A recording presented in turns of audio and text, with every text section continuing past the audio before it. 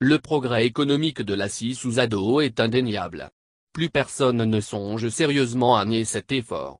Les résultats sont tangibles. Il a ramené la scie à l'ère où Fouad-Boigny et l'a même surpassé en de très nombreux points sur le plan économique.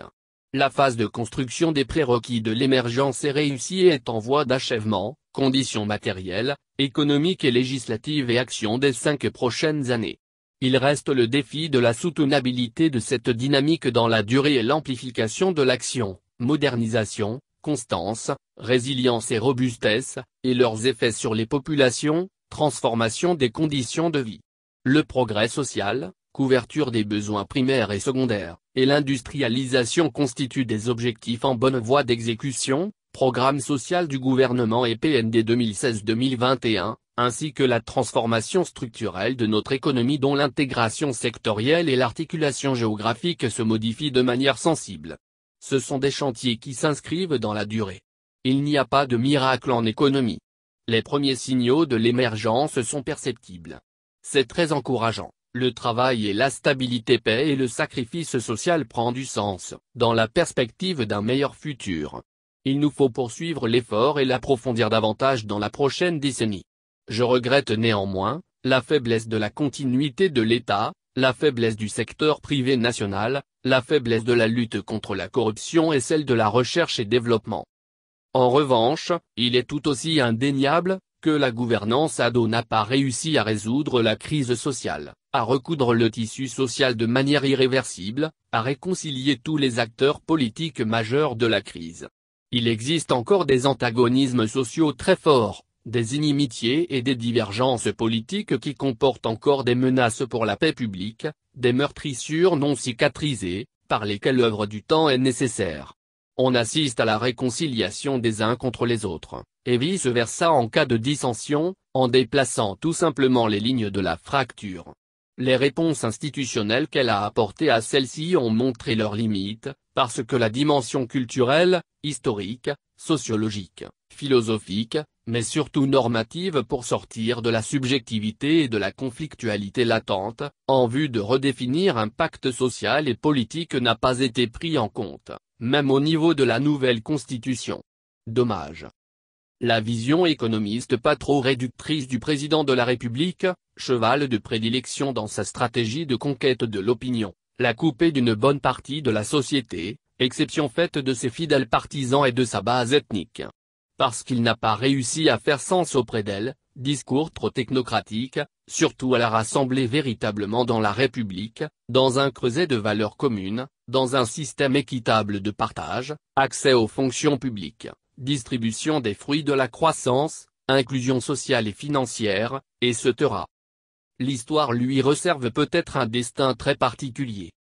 Une injustice comme il en existe dans l'histoire, en raison d'une vision avant-gardiste, mondialiste et post-moderne, d'une action incomprise des masses, déficit pédagogique de l'action, logique néo-capitaliste, illisibilité des objectifs, doublée d'une image tenace qui lui colle à la peau, à tort ou à raison mémoire des ajustements structurels du FMI, rôle dans la crise sociopolitique, rapport politique instable, dont il n'a pas su se défaire, faute d'une communication adéquate et d'une vérité historique qui tarde à le blanchir de tout soupçon. Paternité de la rébellion, France-Afrique, pion de la finance internationale, etc.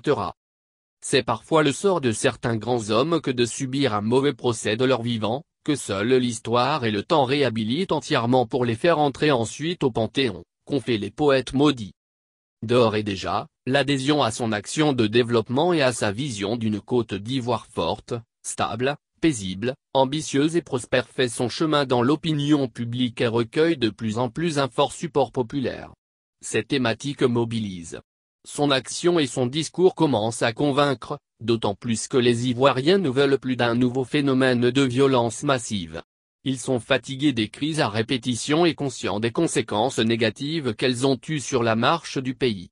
Cependant, certaines faiblesses criardes de sa gouvernance, prises sous les rapports au droit, à la démocratie, au clanisme au sommet de l'État, ou à la lutte anti-corruption et à l'efficience de l'administration centrale, viennent tempérer sérieusement cette nouvelle dynamique. Nous sommes désormais à la veille de l'année électorale avec tous ses défis, Un carrefour décisif pour tourner définitivement la page aux années de crise. Et ainsi passer à l'ouverture des chantiers de la prochaine décennie tant au niveau national, accélération de l'industrialisation manufacturière et agroalimentaire, mécanisation de l'agriculture, capitalisation des chaînes de valeur dans ce secteur, mutation technologique, création d'un secteur privé national plus fort et d'une économie plus souveraine, construction d'une école de qualité et d'une recherche et développement performante, réallocation de la main-d'œuvre, reconstitution du couvert forestier et libération des réserves naturelles, transfert de la capitale et érection de pôles de développement à l'intérieur du pays, etc. Qu'au niveau international, intégration régionale, construction de l'éco jusqu'à son adoption finale par la CEDEAO pour en faire un instrument monétaire performant, indépendant et apprécié à sa juste valeur dans le monde, réalisation des objectifs de l'agenda 2060 de l'UA, ODD 2030 du programme Challenge et Compact, transition du dividende démographique, inversion des courbes de l'immigration clandestine, levée des entraves à la circulation des biens et des personnes intra-régionales, lutte contre la progression du terrorisme et du djihadisme dans la sous-région, etc.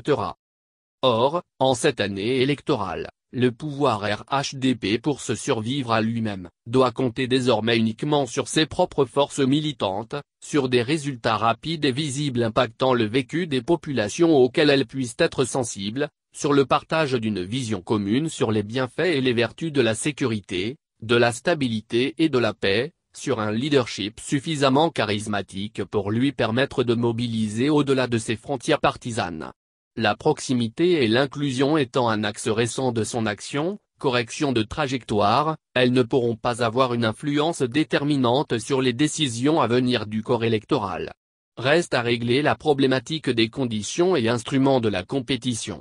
En acceptant d'ouvrir un nouveau dialogue sur ceux-ci, comme annoncé par le président de la République lors de la présentation de ses vœux à la nation, le pouvoir peut faire baisser la tension préélectorale et rassurer à la fois les populations, les futurs compétiteurs, les investisseurs et les partenaires au développement. Il lui faut dans cette optique, une volonté d'ouverture et de dialogue assez forte, pour réussir ce dernier défi de la mandature à dos, malgré les obstacles juridiques, les résistances stratégiques, les oppositions d'intérêts et d'enjeux de pouvoir, le déficit de confiance entre acteurs politiques. Nous avons besoin d'une démocratie apaisée, d'une détente du climat socio-politique, de plus d'assurance dans le futur et d'un desserrement des fronts de bataille.